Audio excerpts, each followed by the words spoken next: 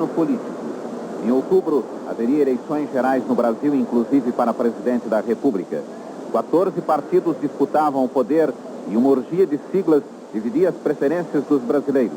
UDN, PSD, PTB, PSP, PDC, PTN, PRT, PRT, PSB, PL. Meu partido PTB, no tirante combustível, trabalhando para o combustível. O PSD estava no poder, representado pelo presidente Dutra. Getúlio, deposto em 45, preparava sua volta triunfal apoiado pelo PTB e pelo PSP de Adhemar de Barros. O brigadeiro Eduardo Gomes, derrotado por Dutra em 45, tentava outra vez a presidência como candidato da UDN. E o PSD sonhava em permanecer dono do Palácio do Catete, lançando a candidatura de Cristiano Machado, um líder em Minas Gerais, mas de pouca expressão nacional. Políticos que mais tarde se consagrariam começavam a alcançar prestígio nessa época. Juscelino, Tancredo Neves e Magalhães Pinto em Minas, Carlos Lacerda no Rio, Franco Montoro em São Paulo, Jango Goulart e Brizola no Rio Grande do Sul. A agitação política acabou envolvendo a seleção brasileira. Como sempre, políticos de todos os tipos tentavam usar o prestígio dos jogadores brasileiros como degrau para o poder. E como sempre, a mistura de política com o futebol não deu certo, pelo menos para o futebol. Até hoje, 30 anos depois do desastre, há quem aponte a mudança da concentração brasileira da Casa dos Arcos no Juá para São Januário como um dos motivos da nossa derrota. E a mudança, dizem, foi uma jogada política. As noites no Juá estavam sendo perturbadas pelas pessoas que passavam, atiravam pedras, gritavam, iam cantar, fazer serenatas, essas coisas. E eu, então, sem avisar a ninguém, né, eu me mudei para São Januário e passamos uma noite tranquila em São Januário. Tivemos uma manhã tranquilíssima em São Januário. Não, nós perdemos a Copa na mudança que houve para São Januário. Nós estávamos numa casa muito tranquila, uma casa chamada Casa dos Arcos, na Barra da Tijuca, e viemos para a concentração de São Januário. E daquele dia em diante a coisa virou, a partida do Uruguai passou a não mais existir. São Januário virou a sede política nacional. Eu assinei muitos autógrafos na véspera da partida com fotografias montadas de Brasil campeão de 50, campeão mundial de 50. Eu tenho um cartão do Cineac Trianões aguardado aqui em casa. Me deram na véspera também, Alzinho campeão do mundo, um permanente do Trianon. Porque ali era todo dia no Campo do Vasco, todo dia, 5 horas, ninguém conseguia dormir mais. 6 horas, ninguém conseguia. Que era um entra e sai bárbaro. E ali, eu acho que nós perdemos o jogo.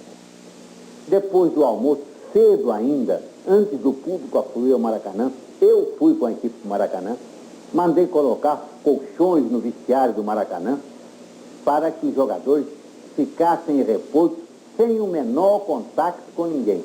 Não, nós saímos até um pouco atrasado. Eu me lembro que na saída o ônibus teve que puxar um pouco para chegar e nós batemos na saída da Quinta da Boa Vista. O Augusto abriu aqui o supercílio, bateu um vidro no carro, abriu a testa dele. Foi um drama o jogo. Mas não seria justo responsabilizar apenas os políticos pela derrota. A máscara também atrapalhou, e muito. Todos, com exceção dos jogadores, já consideravam o Brasil campeão do mundo depois das esmagadoras vitórias sobre a Suécia e a Espanha.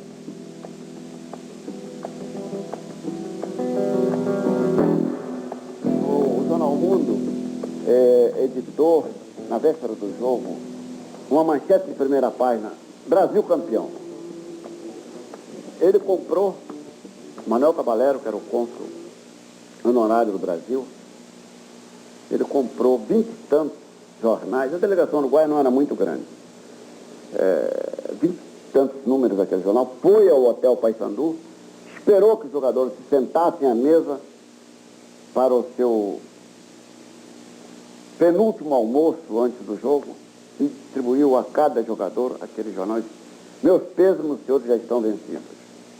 Então houve um jogador, se não me engano, não sei se foi Ferreira, que era um leão, meio grosso.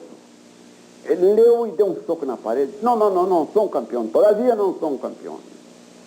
Vamos a ver quem será o campeão. Eu acho que a maior arma que você pode dar a um adversário é dizer uma coisa dessa na véspera de uma partida, ou no dia de uma partida.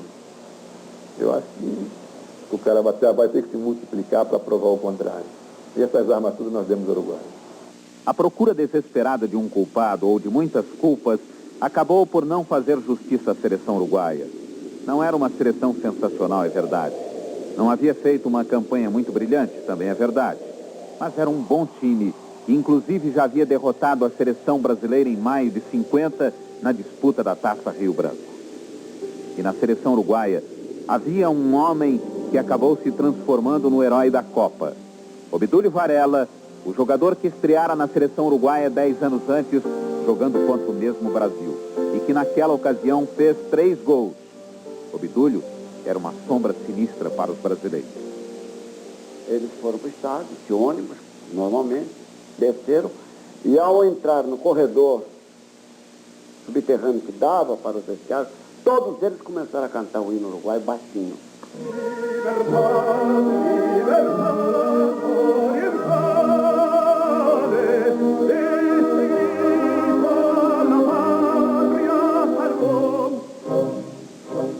E houve discurso no vestiário.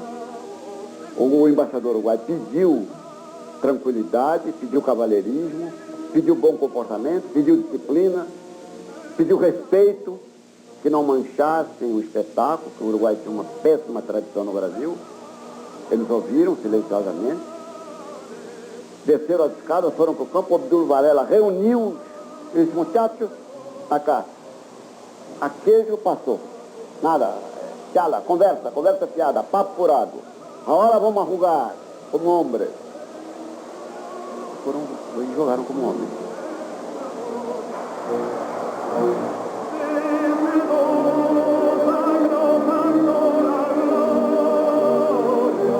A coisa mais famosa realmente é o chamado tapa do Galo do Bazé. Isso que deu realmente? Tapa. Não, isso foi mentira. Calúnia dos repórteres na época, que não tinha nada de fazer, não tinha outro culpado, então aproveitaram. E, de fato, eu recebi um tapinha no pescoço do Obdúlio Varela, dizendo: calma, muchacho, simplesmente. Eu queria tirar o Obdúlio para fora. Mas para tirar o Obdúlio... Como é que você planejou a tirada? Bom, jogaria uma bola em cima dele e eu entraria violento nele. Ele era um jogador também temperamental e na certa ele ia me agredir, eu agredia ele, nós saímos os dois. Porque também parte da derrota do Brasil foi Flávio Costa, treinador, certo? Fez a gente campeão antes de ser, certo? Ele chegou para Bigode e disse: não me dê um pontapé fora da área. Quer dizer, ele ficou com medo, ele só sabia jogar dando pontapé, certo? Se ele chega, o treinador chega e ganha o jogo de qualquer maneira, que o último a gente ganha de qualquer maneira. No jogo com o Uruguai, nós não teríamos que jogar nem leve, nem pesado. Quanto à parte disciplinar, realmente nós teríamos que obedecer às regras de jogo, né? Sem outra qualquer preocupação que não fosse a vitória, que era a única coisa que nos adiantava. De modo que não houve nenhuma instrução negativa, porque quem mais queria ganhar aquele jogo era eu, sabe?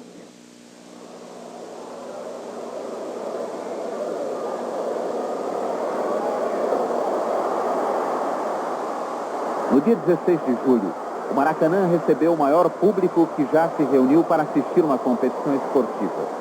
Apesar dos números oficiais falarem de 174 mil pessoas, calcula-se que entre 210 a 220 mil pessoas estavam no estádio, pois seus portões foram arrombados. E entre essas mais de 200 mil pessoas, não havia uma sequer que acreditasse na derrota, nem mesmo no empate, que já nos daria o título. Ganharíamos de maneira arrasadora e o gol de Friaça aos 3 minutos do segundo tempo só fez aumentar a certeza da vitória, pelo menos entre os torcedores.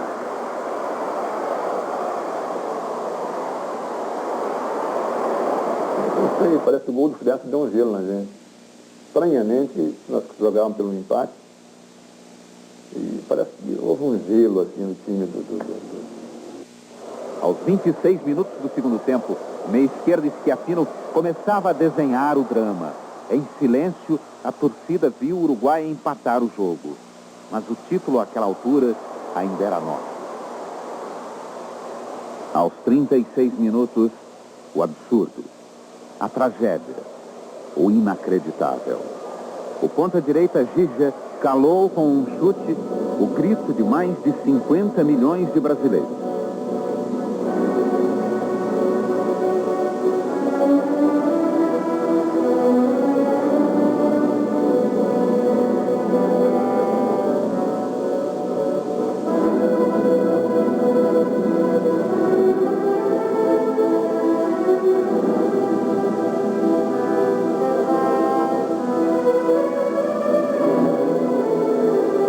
Você realmente foi o culpado? Não, absolutamente. Não é simplesmente por o ponta ter feito o gol que eu seria o culpado absoluto. Agora, faltou justamente com uma cobertura. Quem era? Agora, o Genão, ele estaria na mesma linha, né? Ele estava na mesma linha. Ele estava mal condicionado dentro de campo. Ele. Bem, na verdade, Bigode, você quem sabe é o Maracanã todo. 250 mil pessoas assistiram o jogo. Como foi o lance?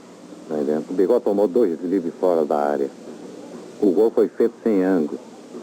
Barbosa também não podia, como um grande goleiro, não podia tomar o gol que ele tomou. Porque a gente julga as coisas de acordo com a gente vê. Então é lógico, é claro que se haviam se registrado várias jogadas que os lançamentos eram feitos para o Gigi. E ele cruzava para dentro da nossa área em jogadas perigosas. Então eu teria que estar alertado para isso. Eu teria que estar sempre atento a essas jogadas cruzadas. E numa delas que eu esperava que ele fosse cruzar, ele atirou em gol. Na sua opinião, Gija, você acha que há culpados individuais, como o goleiro Barbosa ou o zagueiro Bigode, da derrota do Brasil? Bueno, cuando se pierde, siempre se trata de buscar algún culpable. Yo no creo que haya habido ningún culpable, ni Bigode, ni Barbosa. En el fútbol se gana los 11 y se pierde los 11. O sea, que Villa estaba esa tarde en un momento muy feliz y era muy difícil de controlar.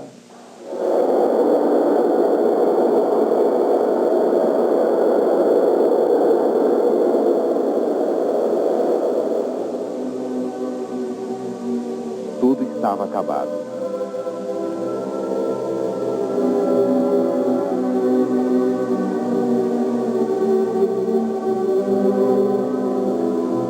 Márcio, Matias Gonçalves e Teixeira, Gambetta, Obdúlio Varela e Rodrigues Andrade, Gigi, Julio Pérez, Miguel e Schiaffini Moran eram os campeões mundiais de futebol de 1950.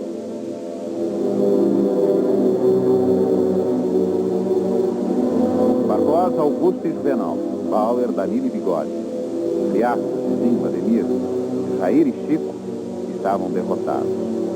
Definitivamente derrotados diante da maior e da mais silenciosa multidão já reunida no Maracanã. Para eles, a taça Jules Rimet jamais sorriria. E com eles, o Brasil, todo o Brasil, chorou naquele dia.